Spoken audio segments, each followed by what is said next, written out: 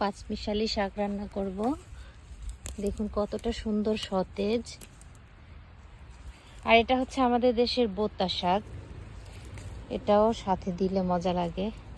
আমি কিছু সংগ্রহ করছি, আমাদের বাগানে হয়েছে এই শাকটা।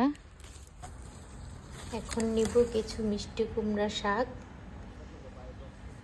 দেখুন কতটা সতেজ দেখতে। এখন উঠাবো কিছু পুঁই শাক। দেখুন পুঁই শাকগুলা কতটা সতেজ, মাশাআল্লাহ খুবই সুন্দর। এখন নিব কিছু মিষ্টি কুমড়া শাক, তো ডাঁটা শাক নিব।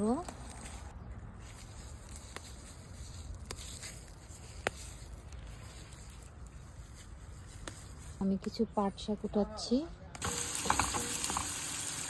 পেঁয়াজ বাদামি হয়ে গেছে, দিয়ে দিব শাক, স্বাদ মতো লবণ।